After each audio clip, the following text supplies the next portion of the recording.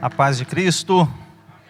Glória a Deus. Louvo a Deus por esta oportunidade. Agradeço ao pastor Christian, pastora Daniele, todos os pastores, pela rica oportunidade que o Senhor nos dá para estarmos participando desta série de mensagens. Eu quero que você abra sua Bíblia comigo no texto de Apocalipse, capítulo de número 2. Na continuação do nosso estudo, vamos falar sobre a carta à igreja de Tiatira. Apocalipse capítulo 2, a partir do verso de número 18.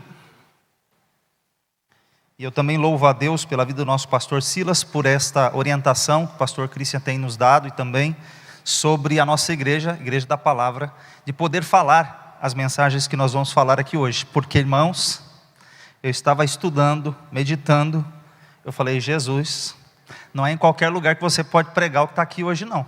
O que eu vou falar aqui hoje com os irmãos, não é em qualquer lugar que você pode falar mais não. Mas graças a Deus, eu louvo a Deus pela vida do nosso pastor, porque nós podemos falar a verdadeira, fiel palavra de Deus. Aleluia, glória a Deus por isso. Então, a partir do verso de número 18, assim está escrito: e ao anjo da igreja de Tiatira escreve, isto diz o Filho de Deus, que tem os olhos como chama de fogo e os pés semelhantes ao latão reluzente. Eu conheço as tuas obras e o teu amor e o teu serviço, e a tua fé, e a tua paciência, e que as tuas últimas obras são mais do que as primeiras. Mas tenho contra ti o tolerares Jezabel, mulher que se diz profetiza, que ensina e engane os meus servos, para que se prostitua e comam dos sacrifícios da idolatria. E dei-lhes tempo para que se arrependesse da sua prostituição, e não se arrependeu. Eis que a porei numa cama, e sobre os que adulteram com ela virá grande tribulação, se não se arrependerem das suas obras. E ferirei de morte a seus filhos, e todas as igrejas saberão que eu sou aquele que sonda as mentes e os corações. E darei a cada um de vós segundo as vossas obras. Mas eu vos digo a vós, e aos restantes que estão em Tiatira, a todos quantos não têm esta doutrina e não conheceram, como dizem, as profundezas de Satanás, que outra carga vos não porei, mas o que tendes, retende-o até que eu venha. E o que vencer e guardar até o fim as minhas obras, eu lhe darei poder sobre as nações, e com vara de ferro as regerá, e serão quebradas como vaso do oleiro, como também recebi de meu Pai. Dar-lhe-ei a estrela da manhã. Quem tem ouvidos, ouça o que o Espírito diz às igrejas. Graças a Deus. Palavra maravilhosa é a palavra de Deus. E nós estamos aqui nesta quarta carta. E só para recapitular alguns dos pontos que nós já falamos durante esta série, nós falamos sobre a igreja de Éfeso, onde a palavra-chave que você guardou na sua mente foi a palavra do amor. Depois, quando a gente estudou Esmirna, a gente tem outra palavra-chave ali, a gente falou da igreja fiel. Então a gente guardou a palavra fidelidade.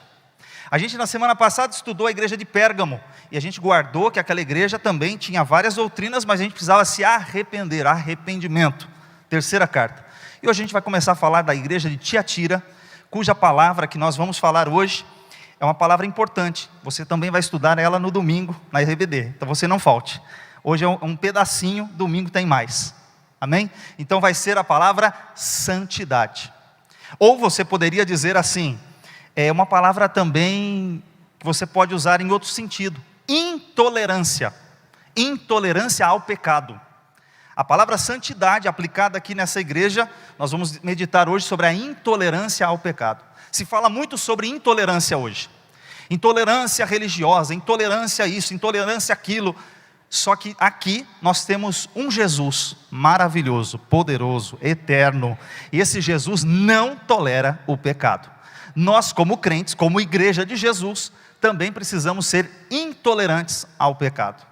Toleramos ou aceitamos que o pecador venha, aceite a Cristo, mas ele será transformado pelo poder do Evangelho de Jesus Cristo. Ele vem como está, mas não fica como está, porque o Evangelho de Jesus transforma essa vida. E aqui nessa carta nós vamos falar sobre esses aspectos importantes. Algumas lições só para relembrar, que dentro de cada igreja, você vai estudar aqui, que tem igrejas, pessoas que são fiéis e pessoas que são infiéis. Você encontra dentro de uma mesma igreja, dentro de Éfeso, dentro de cada igreja que a gente já estudou, tem aqueles que estão errando e tem aqueles que estão acertando. Você encontra isso em cada igreja. Então você também encontra mais uma lição que é o seguinte: a igreja nem sempre é aquilo que aparenta ser. Muitas vezes uma igreja que era rica por fora, financeiramente, Jesus dizia: olha, você é pobre. Aquela que dizia estar viva, ela é morta. Então Jesus, ele está falando assim: eu tenho os olhos como chama de fogo, e eu consigo ver e dar o verdadeiro diagnóstico da igreja. É Jesus quem dá o diagnóstico, não sou eu e não é você. Não sou eu que julgo, não é você que julga. Quem julga é o nosso Senhor e Salvador Jesus Cristo. É Ele quem diz assim: eu tenho os olhos como chama de fogo, eu estou falando. Ele diz assim: é o Filho de Deus quem está falando. Ele quem passa o diagnóstico das nossas vidas. Graças a Deus por isso. E aqui no terceira lição que a gente tem, é que Jesus anda no meio da igreja. Jesus, ele está andando. E com qual a finalidade disso?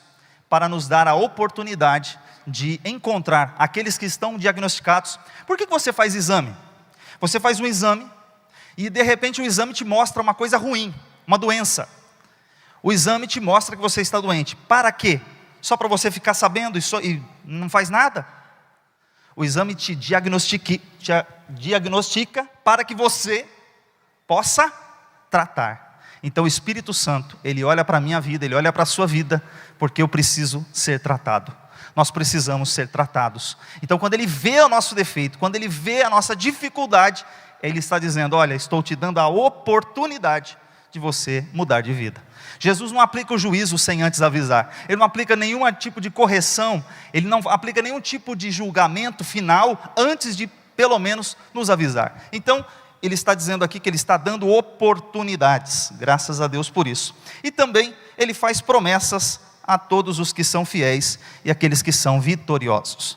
Então você vai encontrar isso em todas as cartas. Você tem essas oportunidades que o Senhor Jesus está dando a cada uma dessas igrejas. E aí eu quero começar aqui dando um contexto para você da cidade de Tiatira.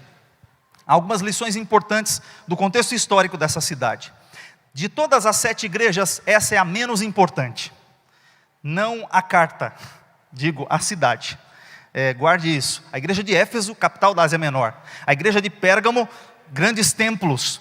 A igreja de Esmirna, uma igreja também operosa. Agora, quando você olha para a igreja de Tiatira, ela era a igreja que estava ela tinha uma vantagem que era a sua rota comercial.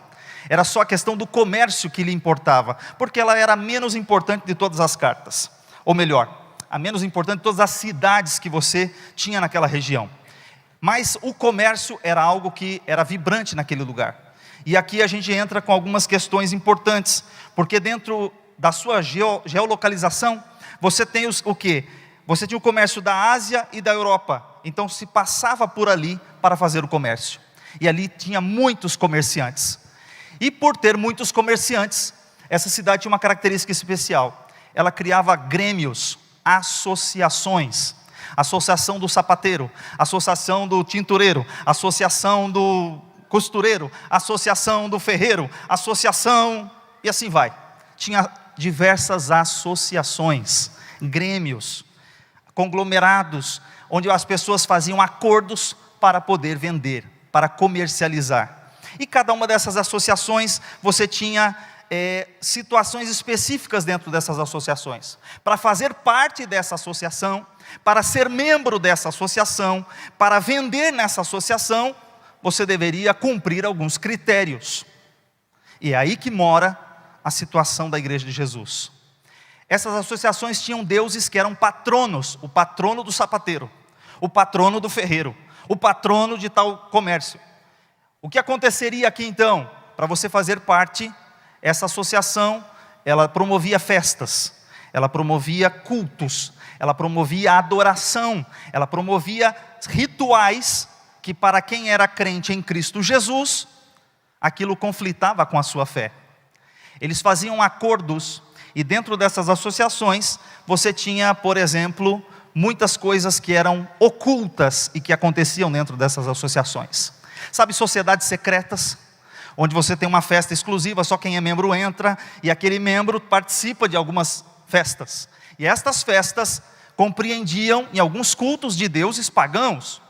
E dentro desses cultos pagãos, tinha-se a idolatria, a prostituição e tantas outras práticas que a Bíblia vai chamar aqui de profundezas de Satanás.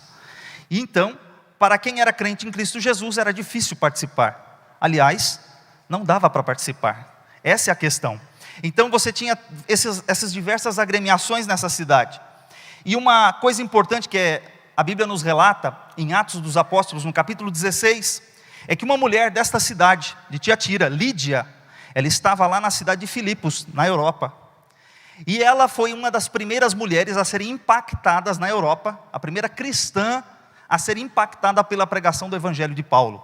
Alguns chegam a dizer que por causa desse impacto, ela volta para a sua cidade, era vendedora de púrpura, ela fazia parte de associações comerciais, e ela foi impactada pelo Evangelho, ela volta para a sua cidade, e o Evangelho começa a crescer nessa cidade.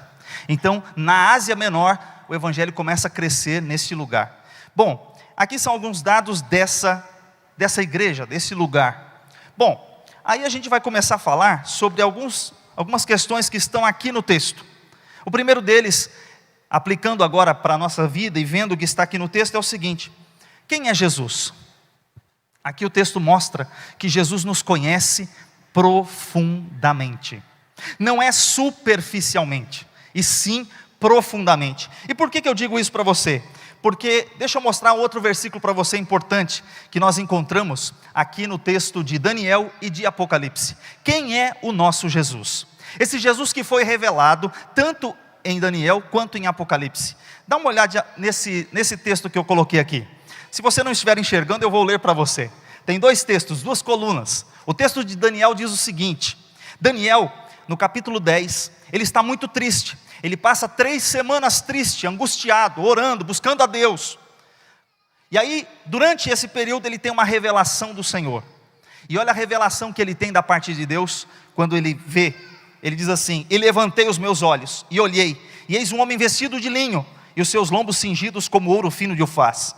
E o seu corpo era como berilo, e o seu rosto parecia um relâmpago, e os seus olhos como tochas de fogo. E os seus braços e seus pés brilhavam como bronze polido. E a voz das suas palavras era como a voz de uma multidão. Glória a Deus por isso. Olha que Daniel viu, lá em Daniel, mais ou menos há muitos anos antes de o nosso Senhor Jesus ter nascido. Ele já estava vendo o Jesus glorioso, poderoso, já o Jesus ressuscitado. Olha o que João vê agora, quando João está na ilha de Patmos, quando ele está recebendo a revelação do Apocalipse. Ele diz assim, Apocalipse 1, versículos 13 a 15: um semelhante ao Filho do Homem, vestido até os pés de uma roupa comprida, cingido pelos peitos com um cinto de ouro. Sua cabeça, os cabelos eram brancos como a lã, como a neve, e os seus olhos como chama de fogo. Os seus pés semelhantes ao latão reluzente, como se tivessem sido refinados numa fornalha, e a sua voz como a voz de muitas águas. Glória a Deus. Esse Jesus apareceu para ele e falou que estava vendo o trabalho dele, desde o primeiro dia que ele estava orando, ele viu a oração dele. Esse Jesus que sabe quando você ora, quando você não ora, quando você jejua, quando você não jejua. Esse Jesus que conhece você por dentro e por fora, e ele está dizendo aqui, que foi esse Jesus que apareceu para ele. João também vê esse Jesus glorioso. E essa primeira característica de Jesus com olhos como chama de fogo, nos fala de Jesus que consegue ver, que consegue julgar, que consegue analisar, que consegue ver tudo o que se passa na nossa vida. O nosso Jesus é poderoso. Os seus olhos são como chama de fogo. Os seus pés são como latão reluzente. Aqui ele está falando da firmeza. Jesus tem uma firmeza, e você, se estiver em Cristo, você também estará firme. Se você estiver em Jesus, você está seguro. Se você estiver em Jesus, nada vai abalar, porque o nosso Senhor Jesus é um Deus glorioso. Aleluia. Glória a Deus por isso. E aqui ele diz assim, no versículo 19, ele diz assim: ele conhece as nossas obras. Ele está dizendo aqui, olha, eu conheço as tuas obras. A obra geralmente é uma coisa mais externa, enquanto que, a obra geralmente aparece, enquanto que no versículo 23, se você olhar um pouquinho, ele diz assim: ferirei de morte a teus filhos, e todas as igrejas saberão que eu sou aquele que sonda as mentes e os corações. Ele está falando assim: e darei a cada um segundo as vossas obras. Jesus, que conhece por fora, também te conhece por dentro. E aqui me permita falar 2 palavras em grego para você. eu quero falar duas palavras. A primeira é nefros, que é essa que foi traduzida como mente. Nefros, na verdade, é rim. O que significa o rim? A Bíblia diz lá em Jeremias 11, versículo 20, que o Senhor sonda os nossos corações e os nossos pensamentos. Deus sonda os nossos rins. Ele está falando de algo profundo, de algo interno, de algo que ninguém vê, o Senhor vê.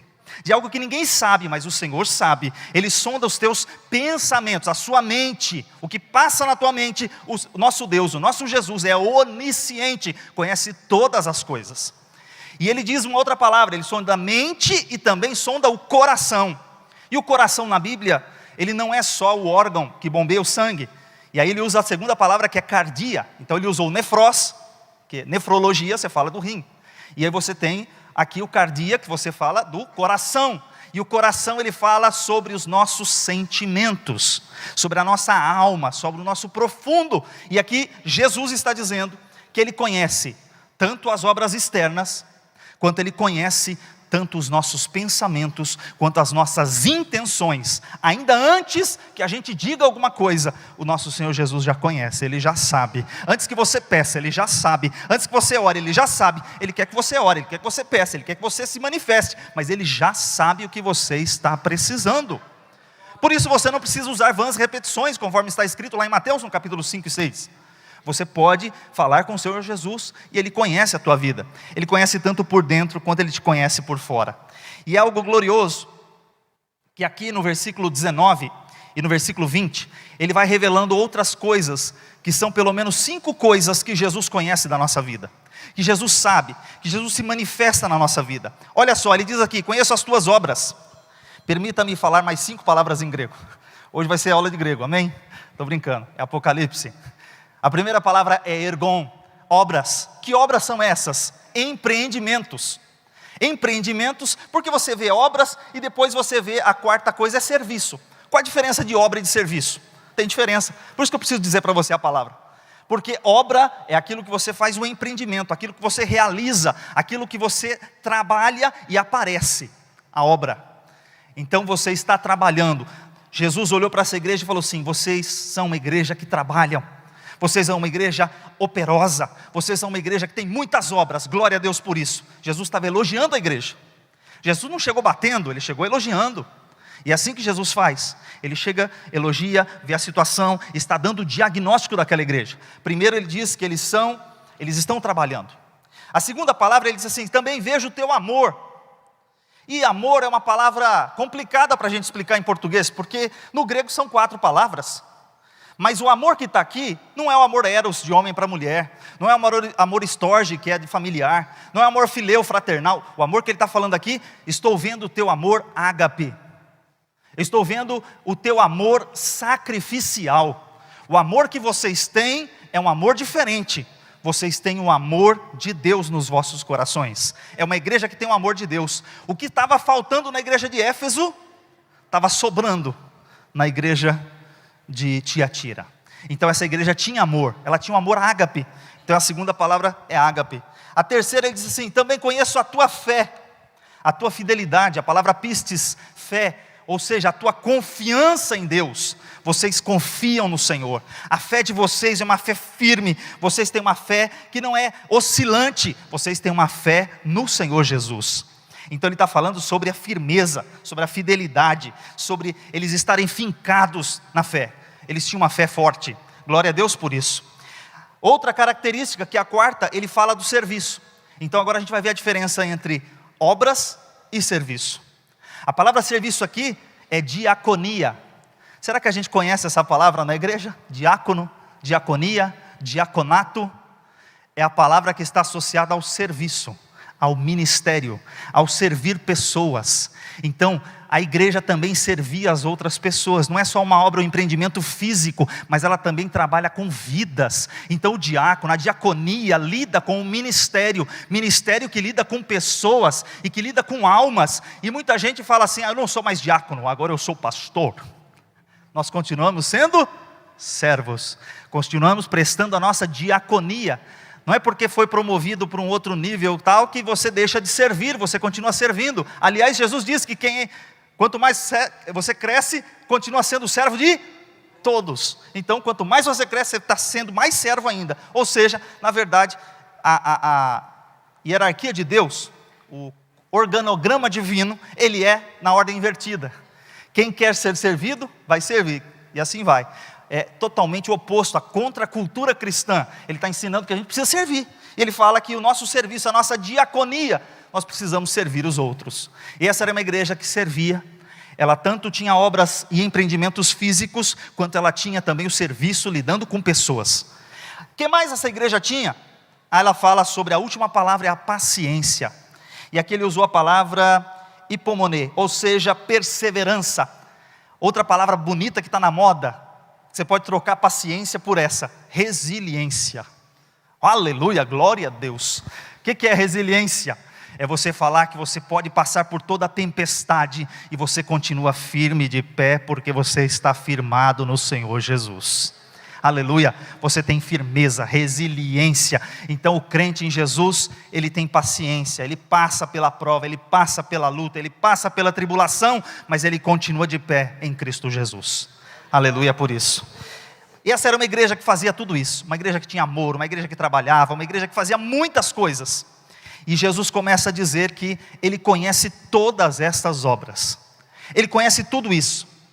E eu posso dizer para você que só Jesus pode distinguir entre todos nós, toda a igreja local, ele consegue ver pelo menos 3 tipos de pessoas.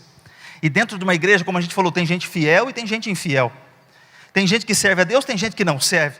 E aqui ele fala, pelo menos, olhando aqui nessas características, a gente encontra que Jesus diz o seguinte, ele encontra aqui no versículo 24, ele fala sobre um tipo de pessoa, mas eu vos digo a vós, e aos restantes que estão em Tiatira, e a todos quantos não têm esta doutrina, e não conheceram, como dizem, as profundezas de Satanás, que outra carga vos não porei.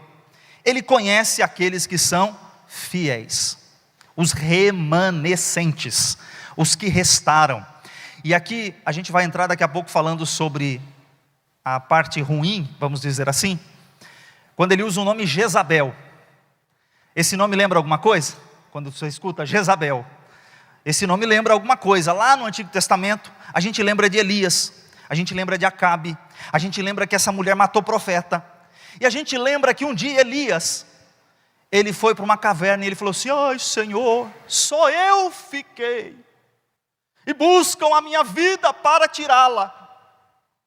Só que o que Deus disse para ele?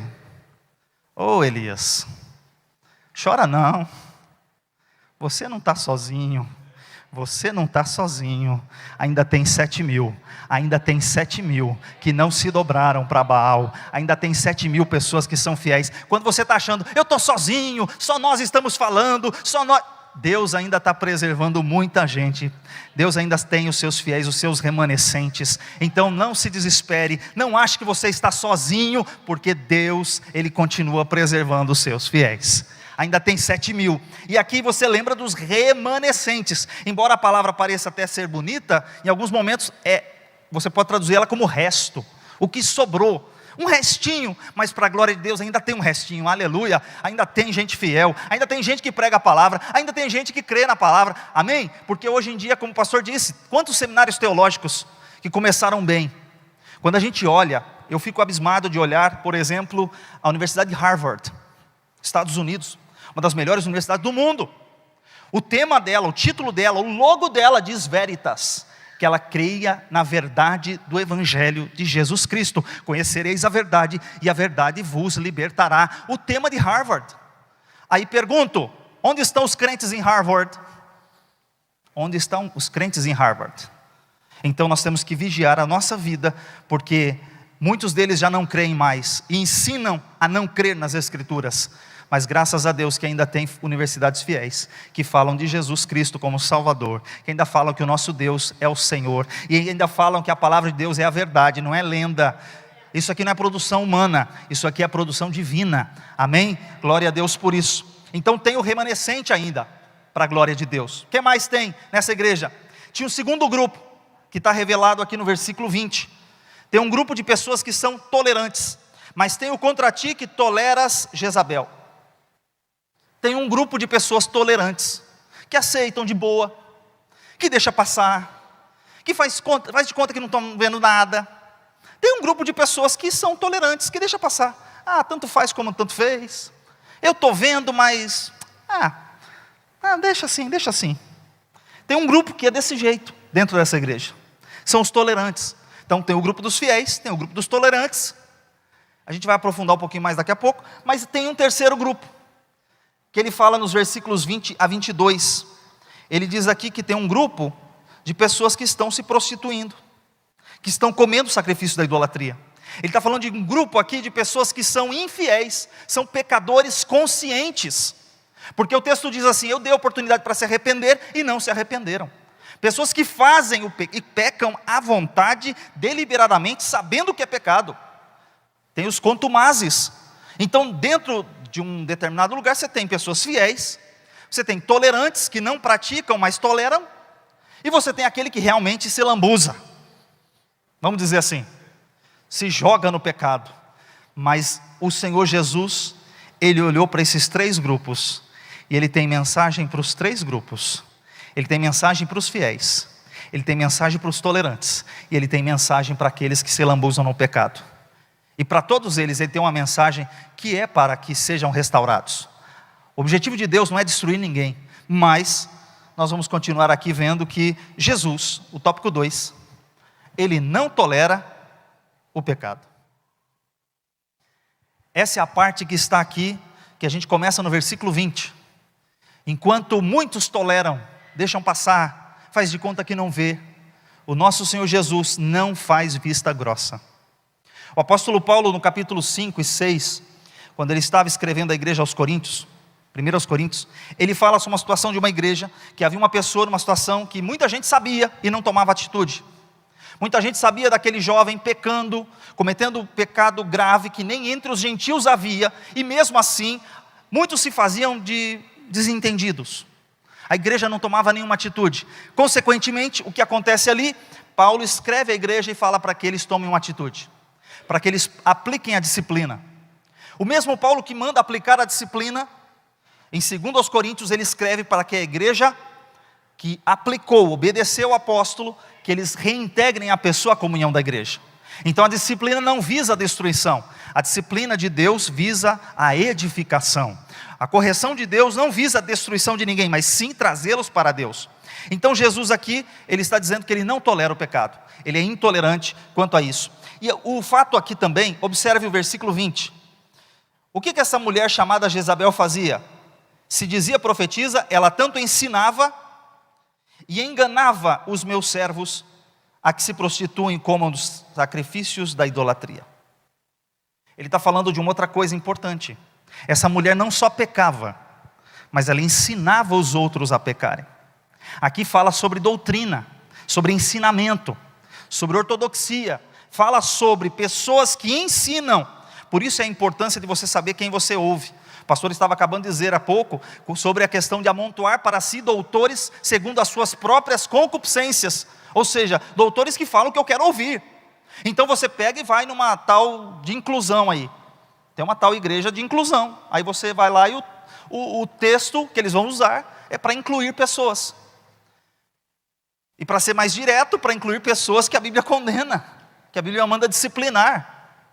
Você deve sim amar a todos, pregar o evangelho a todos e orientá-los que Jesus pode transformar, que Jesus muda a vida. O evangelho é uma mensagem de transformação, de nova criatura. Jesus quer salvar. Inclusive Paulo, quando escreve também aos Coríntios, ele fala: vós que noutro tempo éreis. Ele diz que eram, não é mais. Ele aplica dizendo que eram, vocês estavam devassos, perversos. E ele vai colocando uma lista de coisas que eram, mas não são mais. Por quê? Eles são tudo ex, porque Jesus transformou. Jesus mudou uma nova criatura. Então a gente precisa continuar dizendo desse evangelho de Jesus. Então Jesus aqui ele fala sobre a questão da doutrina, o ensinamento. Que ensinamento você está ouvindo? Deus é amor, aleluia, glória a Deus, Ele é amor. Deus é amor, Deus ama. Deus amou o mundo de tal maneira que deu o seu Filho unigênito, para que todo aquele que nele crê não pereça, mas tenha vida eterna. Exatamente, mas precisa crer em Jesus. E aí na continuação você verá que ele vai falando sobre a transformação dessas vidas. Jesus, quando olha para as pessoas, Eu me assusto às vezes com algumas pessoas quando pregam e dizem assim, o texto de João, vai e não peques mais. Jesus quando disse para aquela mulher pecadora, ninguém te condenou? Não, eu também não te condeno, então vai. Eu vi um dia um camarada pregando, ele não falava não peques mais, ele só falava assim, Jesus mandou você ir, vai. E a pregação inteira ele mandou todo mundo ir, vai para onde, irmão? Para onde você vai?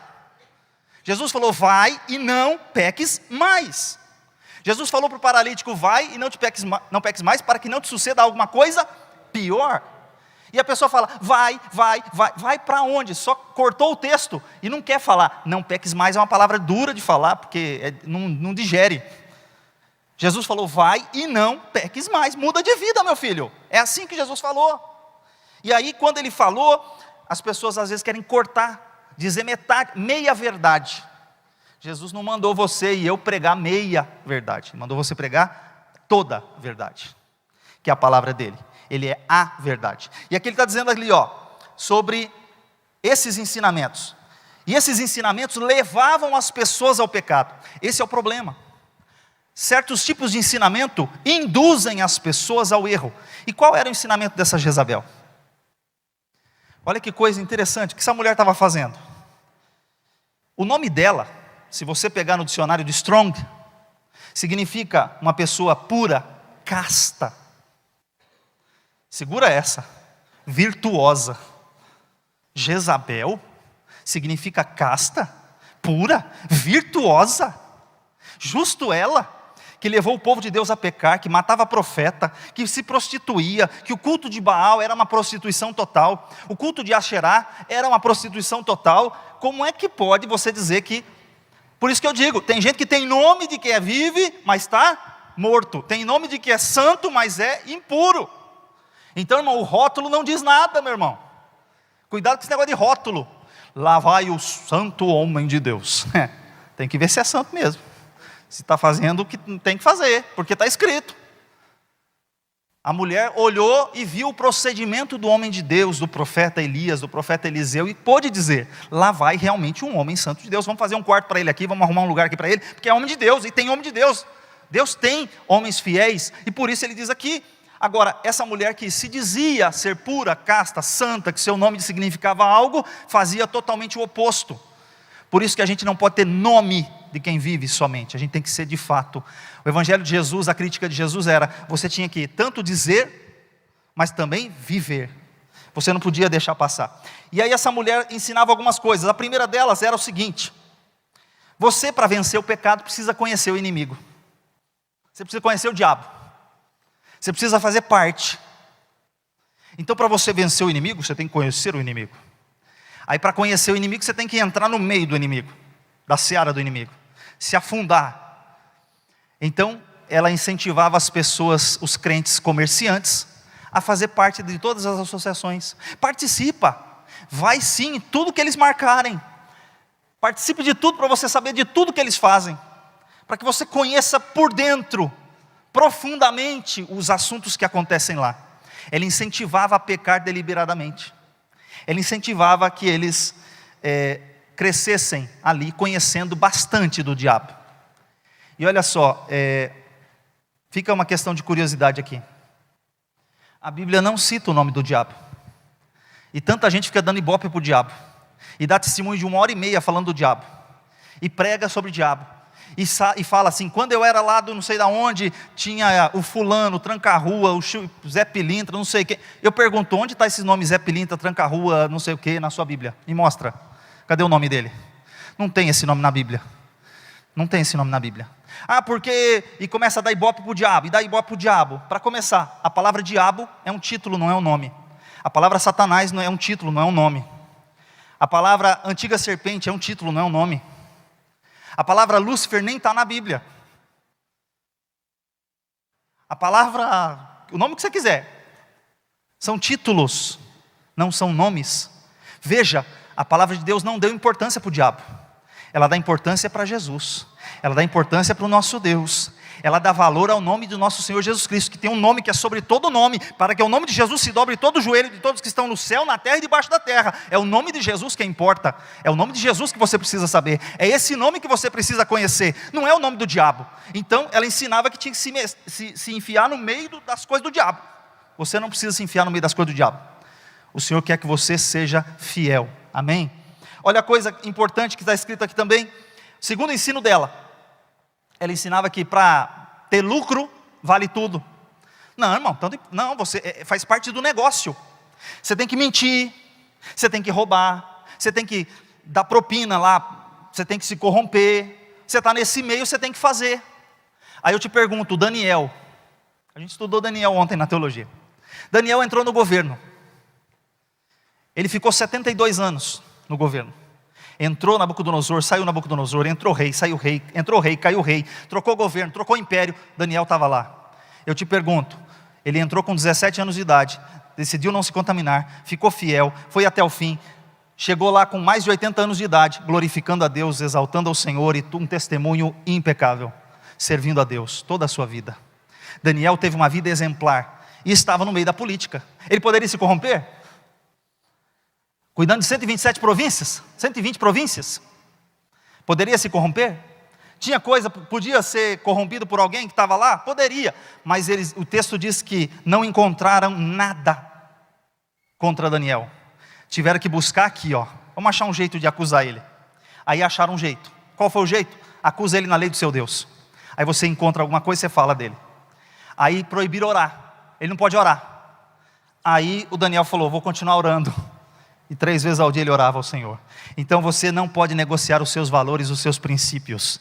Essa é a lição que a gente precisa levar. Ah, mas eu sou advogado, eu tenho que mentir. Se eu não mentir, eu não ganho nada. Irmão, fala a verdade e o Senhor vai te dar vitória. Ah, mas eu sou político, eu tenho que roubar. Se eu não roubar, eu não vou ser sucedido aqui, eu vou me matar. Não roube não, se é político você continua sendo fiel. Seja fiel ao Senhor. Ah, mas eu sou tal coisa, eu trabalho em tal área, eu tenho que enganar. Não tem que enganar coisa nenhuma. Você é servo de Deus, você foi lavado e remido no sangue do Cordeiro. Você não precisa enrolar ninguém. Você precisa ser fiel a Jesus. Ah, mas eu vou ter prejuízo. Então tenha o prejuízo, mas seja fiel a Jesus. Essa igreja fazia isso.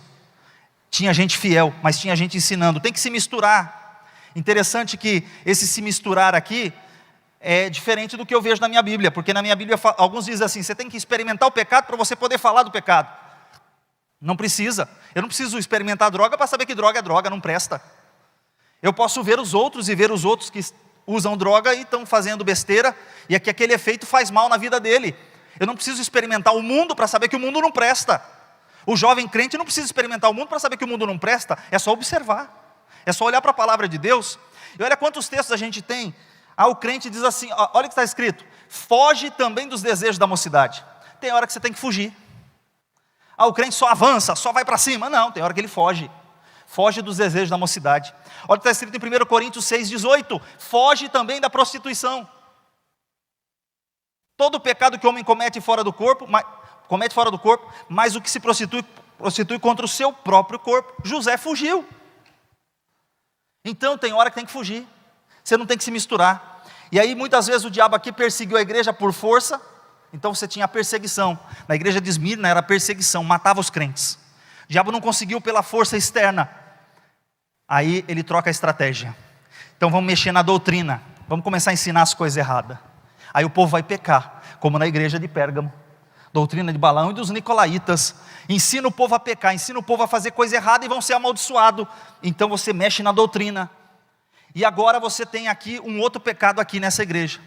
Ele não conseguiu pela heresia, em algumas igrejas. Ele não conseguiu pela perseguição, porque os crentes continuaram fiéis. Mas agora ele vem com a sedução do pecado.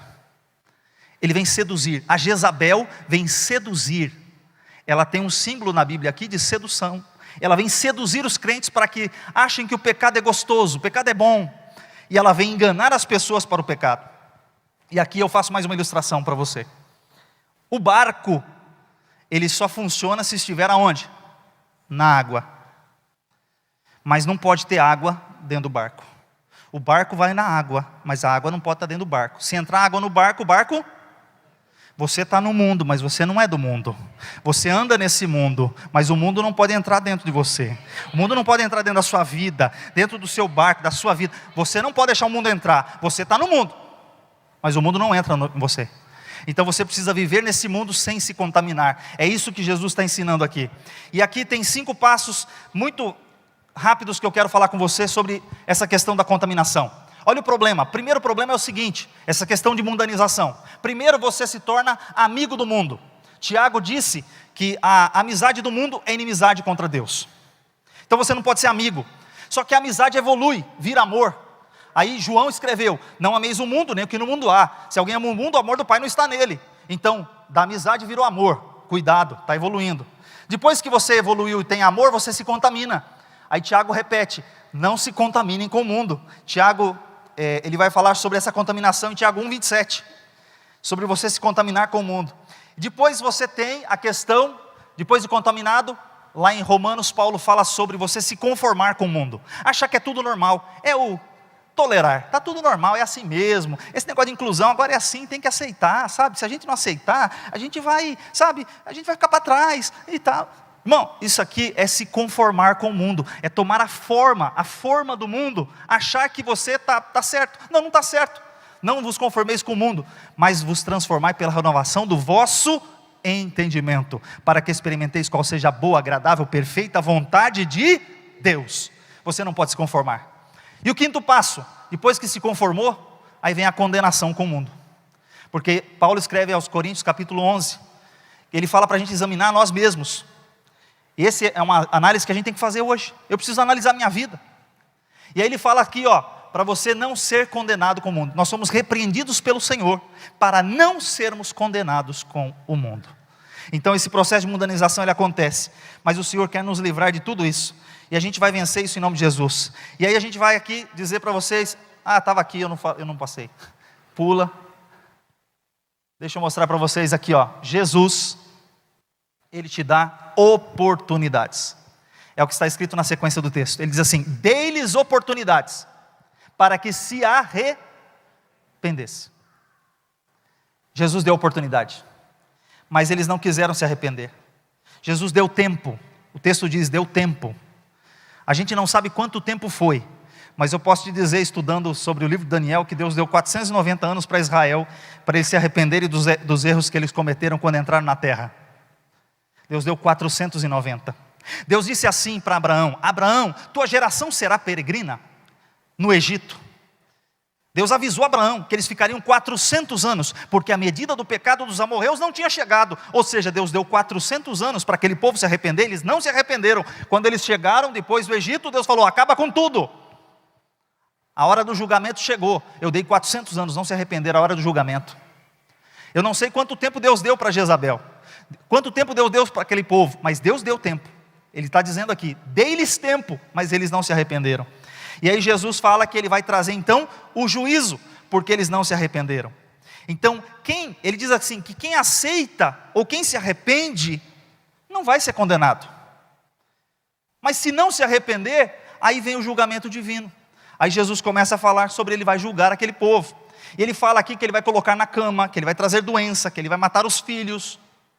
E diga-se de passagem, só para concluir aqui, você pensa que Jesus vai matar o filho? O que o filho tem a ver com o pecado da mãe? Aqui o filho não é filho ruios, no grego. O filho, no caso, filho biológico. Não. Jesus é ruios, filho de Deus. Aqui ele usa outra palavra. É filho no sentido de pessoas que aprenderam a doutrina de Jezabel e que estão praticando a sua doutrina, que a consideram como a sua profetisa. São pessoas que assimilaram ela como a sua mãe espiritual. É nesse sentido que está aqui. Por isso Deus diz assim, todos que assimilaram essa doutrina, que se tornaram filhos espirituais dessa mulher, vão sofrer as consequências. E Jesus traz o julgamento para essa igreja. E aí ele vai falando que ele vai julgá-los. E o último ponto aqui é o seguinte, quando você chega ao final, ele diz aqui que o Senhor Jesus vai recompensar cada um dos seus filhos. Os fiéis serão recompensados. E ele fala uma questão aqui, eles não podiam participar dos grêmios, eram excluídos, colocados à parte da sociedade. O crente, quando quer ser fiel, muitas vezes é excluído, é colocado de lado. Mas ao ser colocado de lado, o Senhor Jesus, Ele fala que vai colocar você no meio, você vai reinar, você estará no comando, você estará governando, Deus vai te exaltar, Deus vai te colocar num lugar de destaque. Você é fiel, Deus vai te colocar num lugar diferenciado. É isso que Ele está falando aqui. É recompensa para quem é fiel. Ele fala que Deus vai mudar a situação. Ele fala que Ele vai te dar a estrela da manhã. A estrela da manhã aqui é símbolo da vitória. Você vai encontrar a estrela da manhã como Jesus Cristo em Apocalipse 22. Deixa eu te dizer um pouco sobre o arrebatamento, bem rapidinho. Muitos acreditam que o arrebatamento, alguns acham que vai ser depois, mas nós cremos que Jesus vai arrebatar a sua igreja. E olha só, você tem a estrela da manhã e o sol da justiça. Guarde essas frases. Para Israel, Malaquias capítulo 4, Jesus é o sol da justiça, porque eles não aceitaram Jesus. O sol é muito mais forte e vibrante no final do dia, no dia. Agora, quando você olha a estrela da manhã, Jesus vem antes para nós. Primeiro, você vai ser arrebatado, você vai chegar, você é guardado, como guardasse a palavra da minha paciência, também eu te guardarei da hora da tentação que há de vir sobre todo mundo. O Senhor Jesus vai te guardar, então você será levado. Jesus é a estrela da manhã para nós. Ele está falando aqui que Ele vai te trazer a vitória antecipada. Jesus vai te dar a vitória antes deles. Eles poderiam receber antes, mas Jesus falou: muitos chegarão e se assentarão à mesa com Abraão, Isaque e Jacó, e os filhos vão ficar de longe lá olhando. Por quê? Porque não creram em Jesus, porque não aceitaram o evangelho de Jesus. Mas Jesus vai te dar a bênção, a vitória, e você vai receber essa vitória em nome de Jesus. Jesus é a nossa vitória. E o que eu posso refletir aqui nesse final, eu posso dizer para você algumas coisas. Quando a gente olha essa carta, o fiel tem vitória. Aquele que não está sendo fiel tem oportunidade de arrependimento. O Senhor Jesus tem oportunidade para todos. E aqui eu começo a pensar o seguinte: o que eu estou tolerando na minha vida que eu preciso deixar de tolerar, que eu preciso tirar da minha vida? O que eu estou deixando passar na minha vida? Isso aqui, deixei passar, estou ignorando, estou fazendo de conta que eu não estou vendo e que não agrada a Jesus.